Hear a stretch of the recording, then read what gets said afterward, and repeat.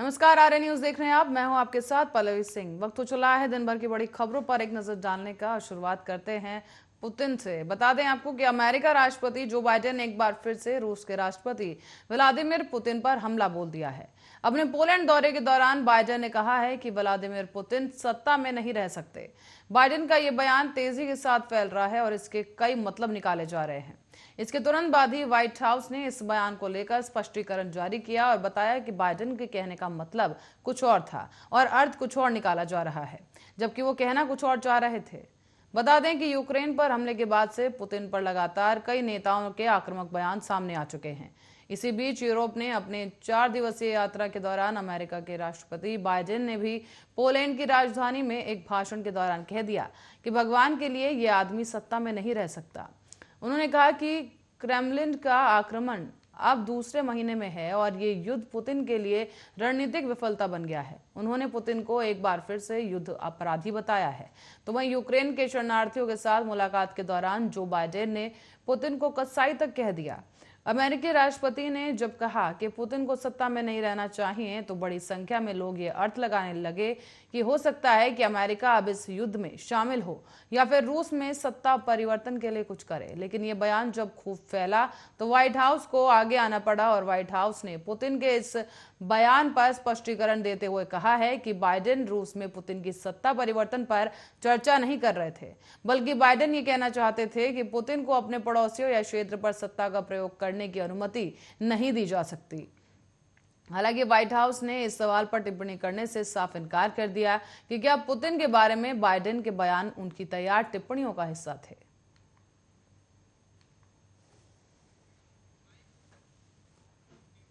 और रूस और यूक्रेन युद्ध का आज 32वां दिन है। रूस जहां मिसाइलों और बमों से यूक्रेन के शहरों को दहला रहा है, वहीं यूक्रेन की सेना भी पुतिन की सेना को जवाब दे रही है। इसी बीच आज यूक्रेन के मंत्री एंटोन गेराश्चेको ने दावा किया है कि रूसी रक्षा मंत्री सर्गेई शोइगु को रूसी राष्ट्रपति व्लादिमीर पुतिन के साथ तीखी बातचीत के बाद दिल का दौरा पड़ा था। यहां तक कि पुतिन ने यूक्रेन में अपने विशेष सैन्य अभियान की विफलता के लिए उनको दोषी ठहराया था।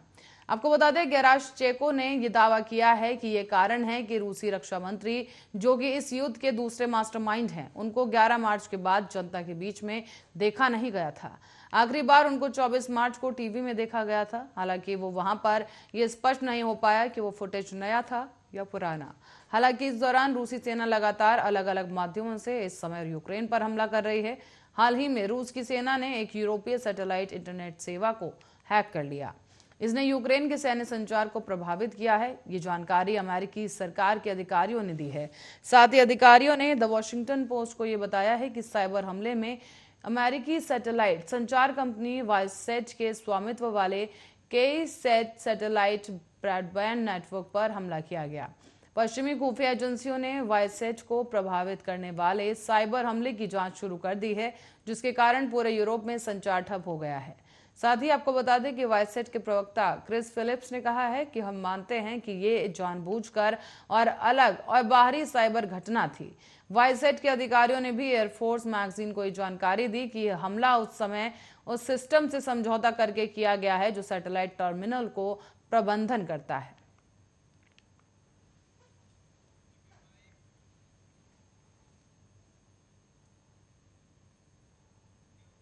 और आपको बता दें पाकिस्तान में चल रहे हालात के बारे में। दरअसल पाकिस्तान के प्रधानमंत्री इमरान खान हर गुजरते दिन के साथ और ज्यादा घिरते जा रहे हैं। इमरान खान अपनी सरकार बचाने के चाहे जितने जतन कर ले, लेकिन चौतरफा हो रहे हमलों ने इमरान को बेबस कर दिया है। एक और जहां विपक्ष लगातार हमलावर हो रहा है, तो वहीं 50 सदस्यों ने इमरान का साथ छोड़ दिया है। सेना से 36 का आंकड़ा पहले ही चल रहा था और अब इमरान की सहयोगी पार्टियां भी उनका साथ छोड़ चुकी है। चौतरफा हमलों में इमरान खान को सबसे बड़ी चोट मिली है अपनी ही पार्टी के बागी सदस्यों से। खबर सामने आ रही है कि 10 मंत्रियों समेत 24 सांसद बागी हो चुके हैं। इतना ही नहीं बल्कि पार्टी के बड़े नेताओं ने भी बगावत कर दी है। और अब पाकिस्तान अखबार एक्सप्रेस ट्रिब्यून की रिपोर्ट के मुताबिक पीटीआई से जुड़े 50 खास सदस्य अब राजनीतिक मोर्चे में लापता हो गए हैं। ये सभी मंत्री इमरान खान की कैबिनेट और पीटीआई की प्रांतीय सरकारों से जुड़े हुए हैं। इमरान खान की तरफ से हर तरफ से घिर चुके हैं इमरान, और इन खबरों पर अब इमरान के करीबी लोगों ने, कई मंत्रियों ने चुप्पी साध रखी है।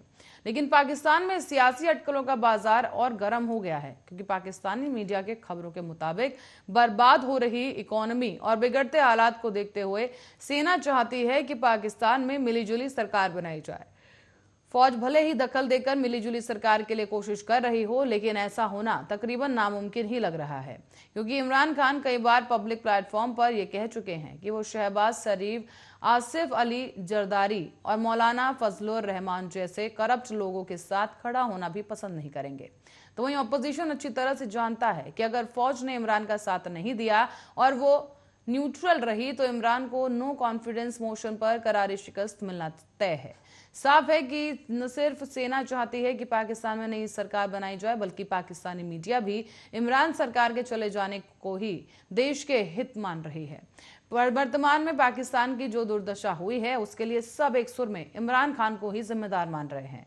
माना यह भी जा रहा है कि फौज के मुंह मोड़ने के बाद अब 27 मार्च को होने वाली इमरान खान की मेगा रैली हाथ से फिसलती सत्ता को बचाने की उनकी आखिरी कोशिश रही।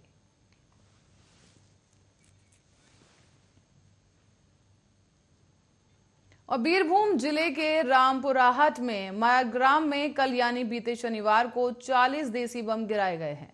वहां के एसपी नागेंद्र नाथ त्रिपाठी ने बताया है कि इन बमों को 4 बाल्टियों में छुपाकर एक अंडर कंस्ट्रक्शन घर के पीछे रखा गया था। उन्होंने यह भी बताया कि फिलहाल इस मामले की जांच शुरू कर दी गई है। और बता दें कि हाल ही में बीरभूम हिंसा में 8 लोगों की जलकर मौत हो गई थी। दरअसल बीते सोमवार टीएमसी नेता भादु शेख की हत्या के बाद बीते सोमवार को देर रात भड़की हिंसा में कुछ घरों में आग लगा दी गई, जिसमें 10 लोगों की मौत हो गई थी। आरोप यह भी है कि जलने के पहले इन लोगों के साथ मारपीट की गई थी। और इस मामले को लेकर पश्चिम बंगाल से लेकर दिल्ली तक काफी हल्ला मच गया है। साथ ही इस मामले की गूंज अब संसद में भी सुनाई दी। इसके साथ ही केंद्रीय गृह मंत्रालय ने भी इस पूरे मामले में नोटिस लेते हुए राज्य प्रशासन को घटना से संबंधित मामले की रिपोर्ट तलब की थी। फिलहाल सीबीआई की विशेष जांच टीम अपनी जांच शुरू कर चुकी है और आने वाले दिनों में इस जांच की जो रिपोर्ट है वो भी सौंपी जाएगी और आज की गूंज बड़े पैमाने पर सुनाई देगी। मामले की जांच जारी है, तो वहीं इस मामले में सीबीआई ने विभिन्न आपराधिक धाराओं में मामला दर्ज कर जांच शुरू कर दी है।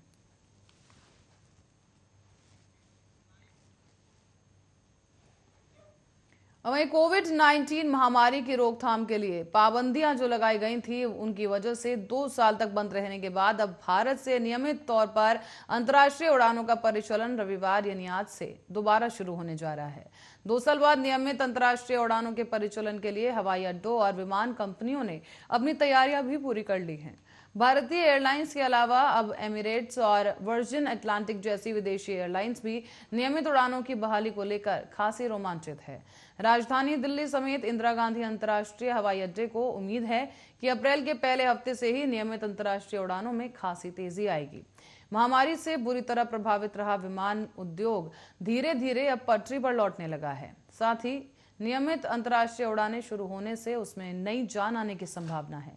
नागरिक उड्डयन महानिदेशालय द्वारा जारी किए गए आदेश में यह भी कहा गया है कि शेड्यूल फॉरेन कैरियर से अपने अंतर्राष्ट्रीय कार्यक्रम की मंजूरी के लिए आवेदन किया है। साथ ही समर शेड्यूल 2022 इस साल 27 मार्च 2022 से 29 अक्टूबर तक प्रभावी है। मॉरिशस, मलेशिया, थाईलैंड, तुर्की, संयुक्त राज्य अमेरिका, इराक और अन्य देशों समेत 40 देशों को कुल 60 विदेशी एयरलाइंस को समर शेड्यूल 2022 के दौरान भारत के लिए 1783 फ्रीक्वेंसी संचालित करने की मंजूरी दी गई है। भारत में राष्ट्रीय उड़ानों का परिचालन 23 मार्च 2020 से ही बंद है, लेकिन आपको बता दें कि कोविड महामारी की पहली लहर आने के बाद से साथ ही इस पर रोक लगा दी गई थी और समय के साथ ही पाबंदी बढ़ती चली गई। लेकिन अब ये रोक खत्म होने का वक्त आ गया है। रविवार से ही भारत की अंतर्राष्ट्रीय उड़ानें नियमित तौर पर शुरू हो जाएंगी।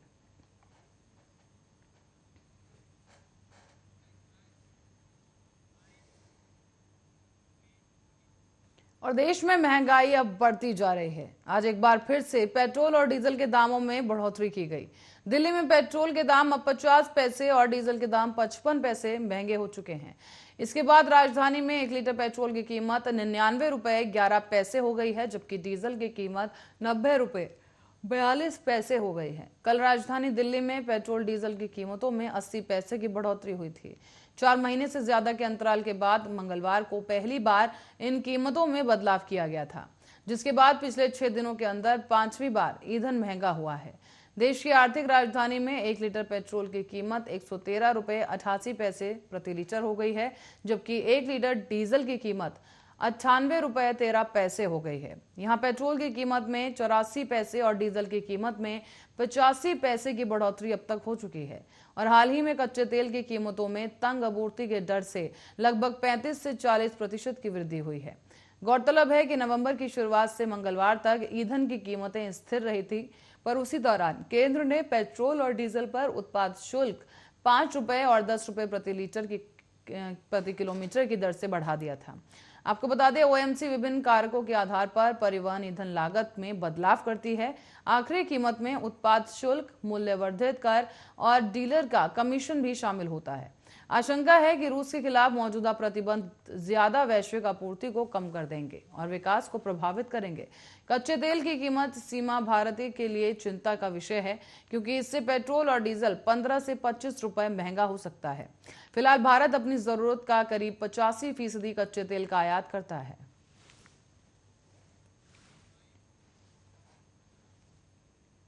और आगरा में चल रहे ताज महोत्सव में देश विदेश में अपने तबले की छाप छोड़ चुके 15 साल के बाल कलाकार को आमंत्रित किया गया।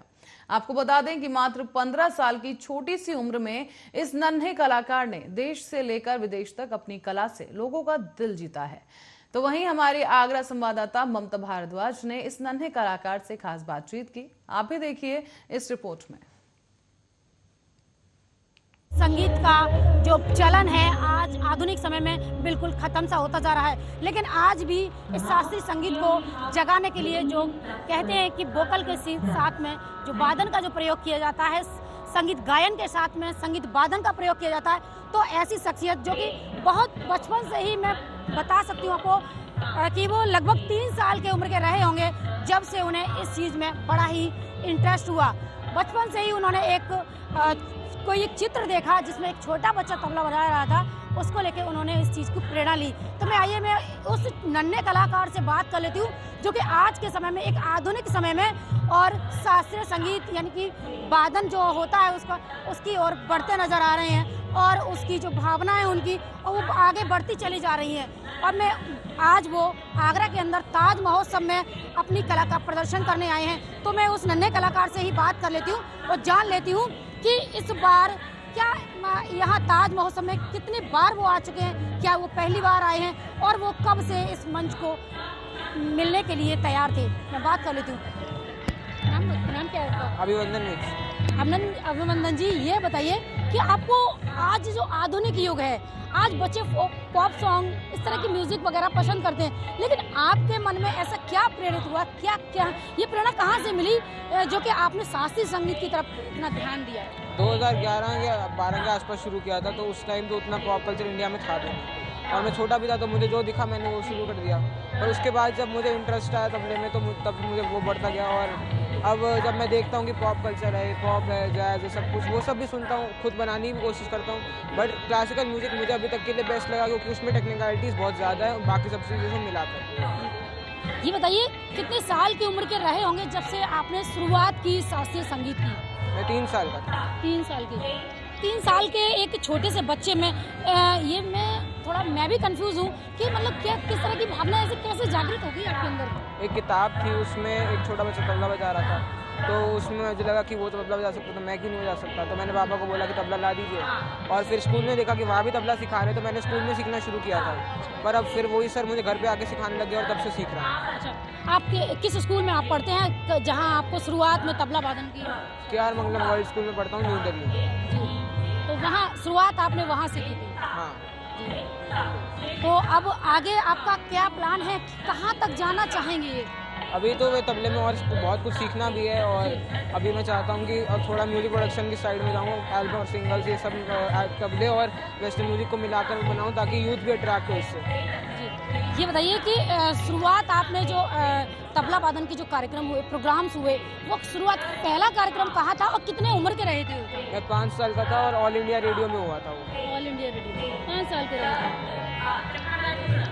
और यहाँ जब आगरा का ये ताज महोत्सव है, यहाँ आज से पहले भी क्या कभी स्टेज मिला या पहली बार ही मिला? कब? मैं आ चुका हूँ यहाँ पर पहले भी बहुत बार। पहली बार? कितनी बार आ चुके हो? ये 6ठी बार। 6 बार? अच्छा, 6 बार आ चुके हो। इस बार 7 बार? नहीं, ये वाला 6 है। ये वाला 6 था। बिल्कुल, देखिए, और मेरे साथ यहाँ ये एक नन्हे कलाकार जो कि 3 वर्ष की उम्र से इन्होंने शास्त्रीय संगीत की ओर इनका ध्यान था। इनको एक चित्र के, एक किताब के जरिए इनका मन उधर हुआ और इनने अपने पिता से कहा कि मुझे ये तबला बजाना सीखना है, और तब से ही इनके माँ बाप का इतना सहयोग रहा। मेरे साथ इनकी मदर मौजूद है, मैं इनसे बात कर लेती हूँ और जान लेती हूँ कि आजकल के बच्चे पॉप सॉन्ग को ज़्यादा पसंद करते हैं बजाय शास्त्रीय संगीत के। मैं इनसे भी बात कर लेती हूँ, इनको कैसा लगता है? जी, मुझे बहुत अच्छा लगता है, और सबसे बड़ी बात है कि आगरा के लोगों ने बहुत प्यार दिया है, और मैं धन्यवाद करना चाहती हूँ ताज महोत्सव समिति का, जिन्होंने मेरे बेटे को यहाँ अवसर दिया है, और सभी का धन्यवाद करना चाहती हूँ। और बहुत अच्छा लग रहा है, बहुत प्यार मिलता है, बहुत मान और सम्मान मिलता है। वैसे मैम, आप पेशे से आप क्या करती हैं? हाउस वाइफ है या फिर जॉब? जी नहीं, मैं जॉब करती हूँ। मैं संसद भवन लोकसभा में गेस्टेड ऑफिसर हूँ। जी, बहुत अच्छा लगा। देखिए, एक संसद भवन में आप गेस्टेड ऑफिसर हैं, बावजूद उसके आपके बच्चे में ये इस तरह की शास्त्रीय संगीत जो कि आज बहुत कम देखने को मिल रहा है, तो उसको लेकर आपने किस तरह का सहयोग रहा? कितने सालों से ये बच्चे में जागृत हुई है? जी, ऐसा है, जब कहते हैं कि जो बच्चे होते हैं छोटे, वो ऐसे किसी चीज़ को पीटते हैं, लेकिन ये पीट नहीं रहे थे, बचपन में इनकी उंगलियां चल रही थी, तो हमें लगा कि ये शायद कुछ बजाना चाहते हैं। तो इन्होंने कहा कि इनके पापा किताब लाए, इन्होंने कहा कि मैं भी तबला बजाऊंगा अगर वो बच्चा बजा सकता है। तो वहीं से इनका सफ़र शुरू हुआ, और जो आज तक जारी है। और ये मैं आपको बताना चाहूँगी कि ताज महोत्सव, लखनऊ महोत्सव, राष्ट्रीय संस्कृति महोत्सव और इंटरनेशनल गीता महोत्सव, सिंगापुर, अमेरिका के बहुत सारे देशों में, और देश और विदेश के बहुत सारे समाचार पत्रों, टीवी, रेडियो पर इनका जो है रिपोर्ट, इनके इंटरव्यू प्रकाशित हो चुके हैं, और 108 देशों में ऑल इंडिया रेडियो से इनका प्रसारण हुआ। बिल्कुल, थैंक यू मैम। देखिए, साफ तौर से देखा जा रहा है कि जिस तरह आज के समय में जो शास्त्रीय संगीत है बिल्कुल पीछे चला जा रहा है, बिल्कुल ख़त्म होता जा रहा है, लेकिन बावजूद उसके एक हमारे साथ एक नन्हे कलाकार ऐसे मौजूद थे जो कि उन्होंने महज 3 साल की उम्र में ही उन्होंने शास्त्रीय संगीत की तरफ ध्यान दिया, और उनके माँ बाप भी उनके सहयोग में उनके माँ बाप का भी पूर्ण सहयोग रहा। तो हमने देखा कि आगरा में किस तरह से ताज महोत्सव मनाया जा रहा है और कैसे ये नन्हे कलाकार ने देश विदेश में भी देश का नाम ऊंचा किया है। चलिए अब रुक करते हैं खेल जगत से जुड़ी कुछ खबरों की ओर। आईपीएल शुरू हो चुका है और अगली खबर आईपीएल के नाम। आपको बता दें कि आईपीएल 2022 के पहले मैच में कोलकाता नाइट राइडर्स ने चेन्नई सुपर किंग्स को 6 विकेट से हरा दिया है। केकेआर ने इस सीजन में जीत के साथ ही अपना आगाज किया और कोलकाता के लिए अजिंक्य रहाणे ने और सैम बिलिंग्स ने अहम पारियां खेली। टीम के लिए रहाणे ने 44 रन बनाए, जबकि चेन्नई के दिए लक्ष्य का पीछा करने उतरी केकेआर ने 18.3 ओवरों में ही मैच जीत लिया। तो वहीं आपको बता दें सीएसके के लिए ड्रेविन ब्रेवो ने शानदार गेंदबाजी करते हुए 3 विकेट झटके हैं। साथ ही चेन्नई के दिए गए लक्ष्य का पीछा करने उतरी केकेआर ने 18 ओवरों में ही मैच जीत लिया। टीम को ओपनर खिलाड़ी अजिंक्य रहाणे ने अच्छी शुरुआत दी और रहाणे के 34 गेंदों का सामना करते हुए 6 चौकों और 1 छक्के की मदद से 44 रन बनाए, जबकि वेंकटेश अय्यर 16 रन बनाकर आउट हो गए। नीतीश राणा ने अहम योगदान दिया, उन्होंने 17 गेंदों का सामना करते हुए 2 चौकों और 1 छक्के की मदद से 21 रन बनाए हैं। सैम बिलिंग्स ने 25 रनों की अहम पारी खेलकर वो आउट हो गए। उन्होंने 22 गेंदों का सामना करते हुए 1 चौका और 1 छक्का लगाया है। कप्तान श्रेयस अय्यर 20 रन बनाकर नाबाद रहे और उन्होंने 19 गेंदों का सामना करते हुए चौका लगाया है। चेन्नई सुपर किंग्स की बात करें तो चेन्नई को सुपर किंग्स के लिए ड्रेवन ब्रावो और मिचेल सेनेटर ने शानदार गेंदबाजी की। ब्रावो ने 4 ओवरों में 20 रन देकर 3 विकेट झटके हैं, जबकि सेनेटर ने 4 ओवरों में 31 रन देकर 1 विकेट लिया। जडेजा ने भी यहां पर बेहतरीन पारी खेली, जहां जडेजा ने 4 ओवरों में 25 रन दिए। तुषार देशपांडे और एडम मिल ने, आपको बता दें, एक भी विकेट नहीं मिला। और इससे पहले सीएसके ने महेंद्र सिंह धोनी के नाबाद अर्धशतक की बदौलत 20 ओवरों में 5 विकेट के नुकसान पर 131 रन बनाए। इस दौरान धोनी ने 38 गेंदों का सामना करते हुए नाबाद 50 रन बनाए हैं। धोनी ने 7 चौके और 1 छक्का लगाया, जबकि जडेजा ने 28 गेंदों का सामना करते हुए 26 रन बनाए। रॉबिन उथप्पा ने 28 रनों का योगदान दिया और उन्होंने 21 गेंदों का सामना करते हुए 2 चौके और 2 छक्के लगाए हैं।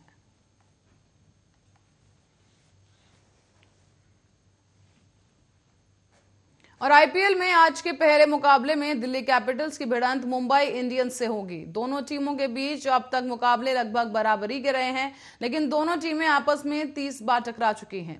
इनमें से मुंबई 16 और दिल्ली ने 14 मुकाबले जीते। ऐसे में आज होने वाला मुकाबला भी कड़ी टक्कर का होने वाला है।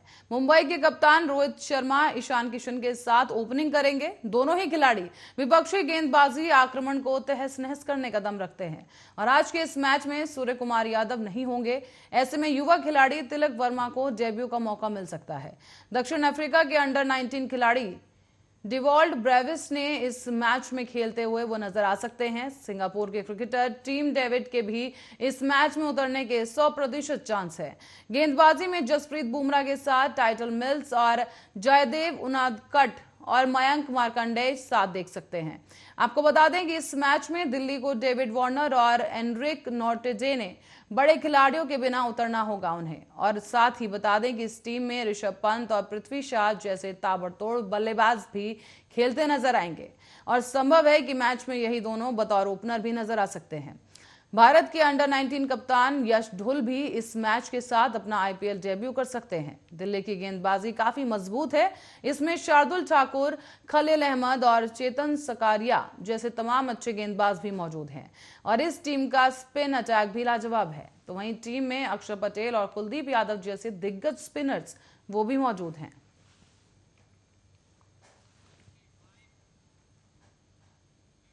और आईपीएल के तीसरे मुकाबले में आज पंजाब की टक्कर आरसीबी से होने जा रही है। यह मुकाबला भारतीय समय अनुसार शाम 7:30 बजे से शुरू होगा और ये मैच मुंबई के डीवाई पटेल स्टेडियम में खेला जाएगा।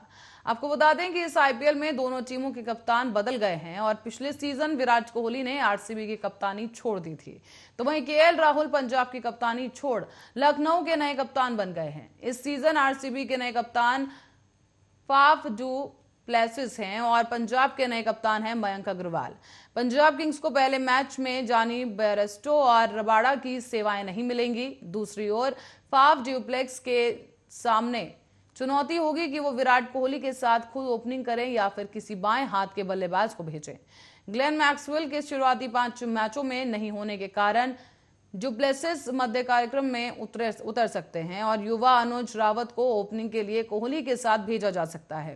पिछले साल आपको बता दें कि आरसीबी के पास बाएं और दाएं हाथ के बल्लेबाज का संयोजन था और तब दाएं हाथ के कोहली के साथ बाएं हाथ के देवदत्त पडिक्कल ओपनिंग करते हुए नजर आते थे, लेकिन इस बार बाएं हाथ के अनुज रावत को यह जिम्मेदारी मिल सकती है। गेंदबाजी की बात करें तो जोश हेडवुड के और जैसन बेहरेनडॉर्फ इस मैच के लिए उपलब्ध नहीं होंगे। मोहम्मद सिराज को डेविड विली और हर्षल पटेल का साथ मिल सकता है। जरूरत के समय शेरफेन रदरफोर्ड चेज गेंदबाज करते नजर आ सकते हैं।